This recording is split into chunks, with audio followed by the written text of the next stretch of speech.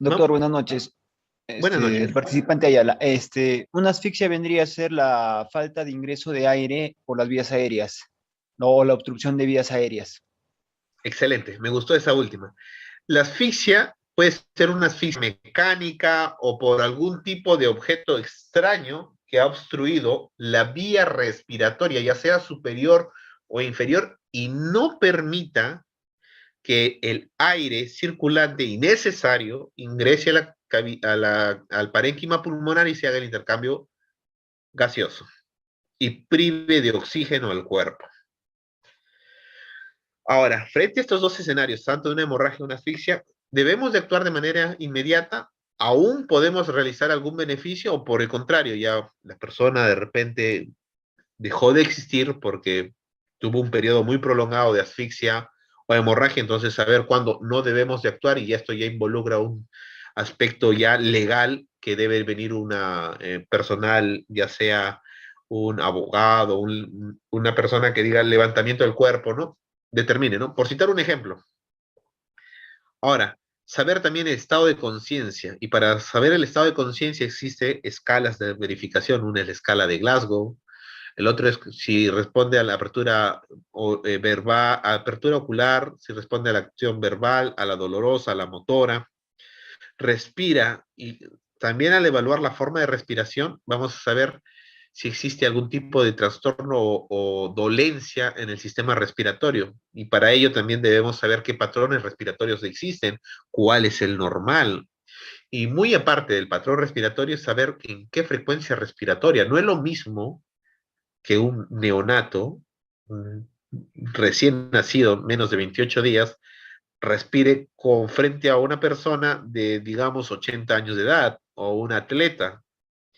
Lo otro es ver si tiene lesiones, si existe asimetrías, lo que viene a ser miembro superior, miembro inferior.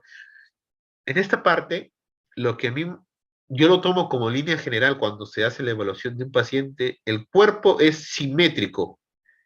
El lado derecho es igual al lado izquierdo. ¿En qué sentido? Si yo encuentro una tumoración, algo, por citar un ejemplo, digamos así, que protruya en el lado derecho, pero no está en el lado izquierdo, eso quiere decir que aquí hubo algo que hizo que aumente el volumen. Puede ser un golpe, puede ser un bulto de sangre, puede ser un edema, lo que sea.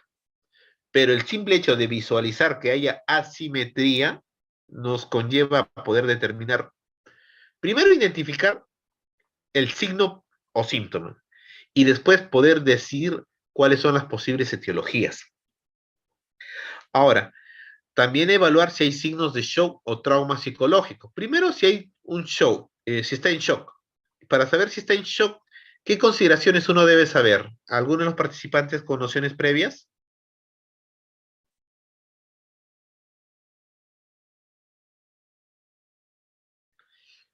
Si está en shock, para saber cómo está su presión arterial, si está en perdón, si hay, en vez de que haya una hipertensión, haya hipotensión. Si hay bradicardia o taquicardia. ¿Cómo está el estado de conciencia? El trauma psicológico, en esta situación, yo lo que mencionaría es que toda persona que se vea vulnerada, no solamente en el aspecto físico, sino también en su integridad como su salud, va a tener un trauma emocional y psicológico, porque no es liberar, van a privarle de su comodidad y confort emocional y físico. Y esto involucra, dependiendo cómo está la psiquis de la persona, hasta trastornos de repente de repulsión, encerrarse en un ambiente más personal, más pequeño, se retraen, y esto no permite que exista una comunicación muy directa con las personas o que sea por lo menos entendible. Entonces, esto perjudica a las personas al momento de poder hacer alguna intervención y poder brindarle algún tratamiento o algún manejo oportuno. Una de las otras etapas en los primeros auxilios es planificar. Una vez que hemos identificado la zona segura, activamos el sistema de socorro o de auxilio. Y esto es conseguir ayuda, que alguien más nos socorra o por lo menos que nos traigan los elementos mínimos necesarios o equipamientos mínimos necesarios para una intervención eficaz. Lo otro es planificar las medidas de primeros auxilios. Frente a un escenario donde usted hizo su examen primario y secundario, saber qué debo actuar. Por citar un ejemplo, miro al paciente que dijimos que era un infante atropellado, un trastorno de conciencia, un patrón respiratorio deficiente, asimétrico, con posible cianosis distal, porque se le ve con una coloración cianótica a nivel del pulpejos.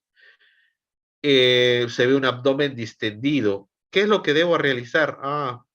Debo inmovilizarlo, ponerle en posición de repente de Trendelenburg para asegurar que el retorno venoso sea mejor y que por lo menos el volumen que va a circular a los órganos diana o nobles tenga una perfusión adecuada.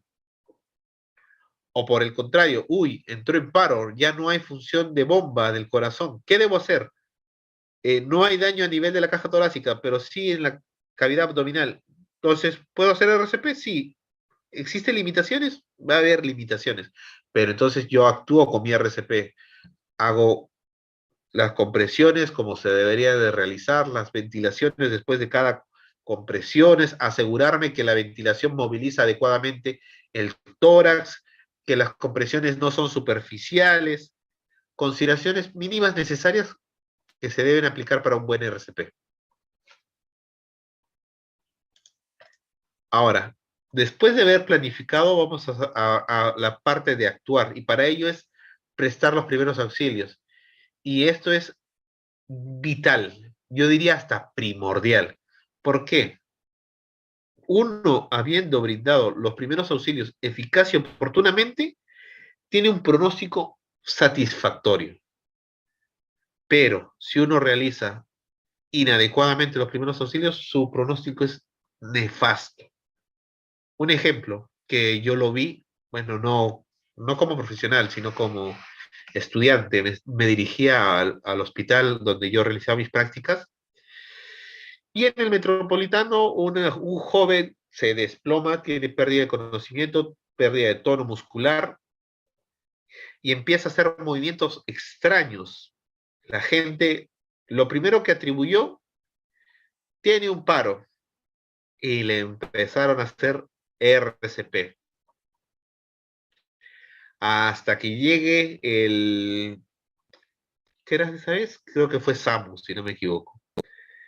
Hicieron RCP, todo, llegó SAMU y lo único que llegó es hacer certificar que esa persona había dejado de existir porque lo que había tenido era una convulsión, todo había hecho broncoaspiración, el tejido pulmonar estaba totalmente con tejido, bueno, con contenido gástrico dentro de los pulmones y nunca se llegaron a certificar para poder hacer una buena ventilación y una adecuada compresión torácica y que era de verdad un paro cardíaco y no era otro escenario.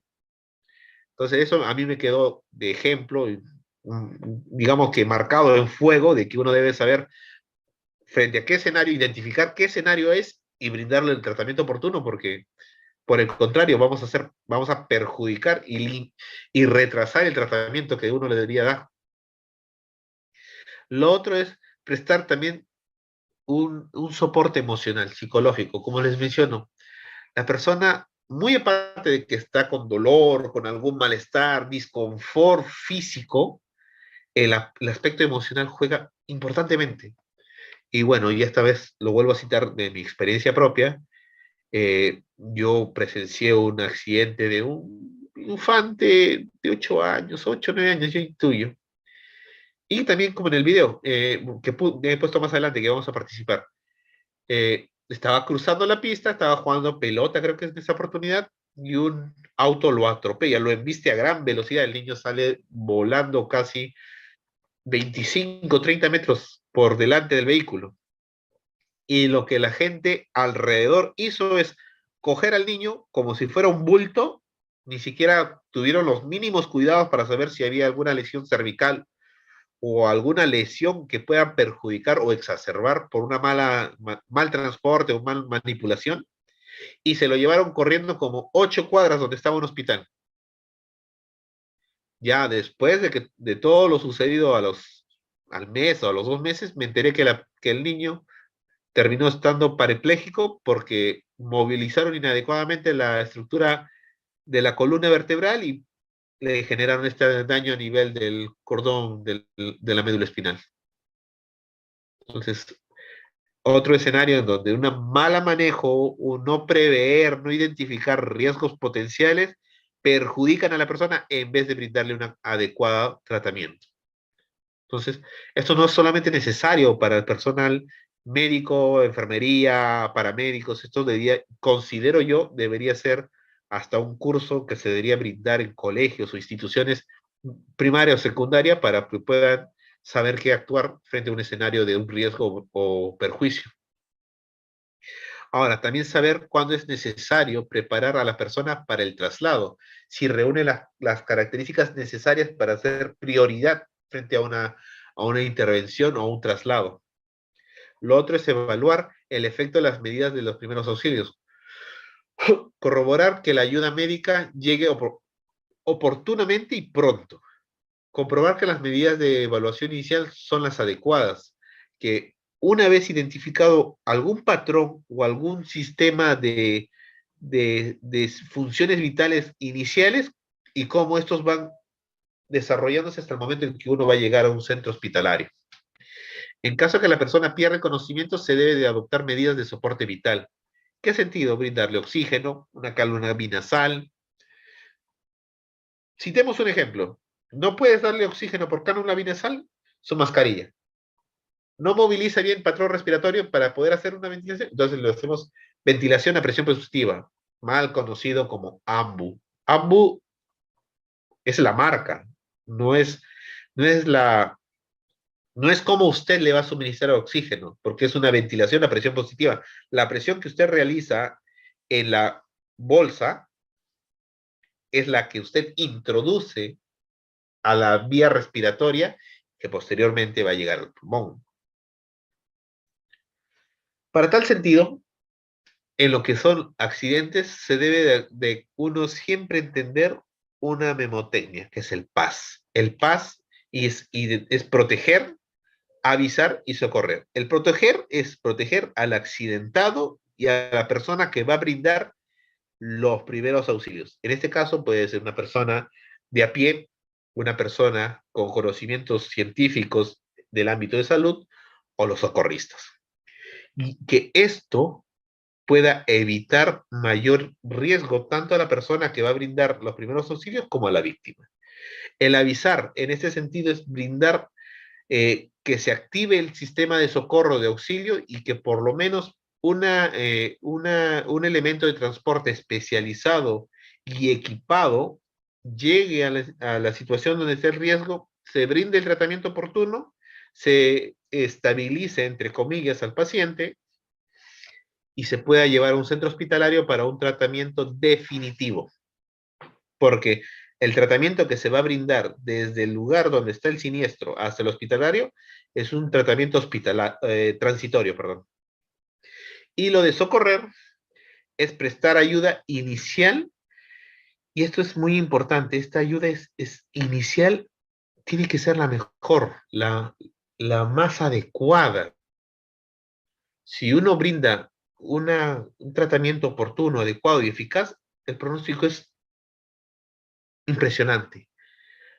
Puedes llegar a ver personas que parecía que van a tener un pronóstico malo, pero se le brindó un RCP oportuno, una ventilación adecuada, un traslado eficaz, sin ningún tipo de deterioro en las lesiones ya existentes. Usted lo ve de acá a 3, 4, hasta 5 semanas y lo ve recuperando sus funciones motoras cognitivas al 100%. Para tal sentido es importante este esquema o esta memotecnia del PAS.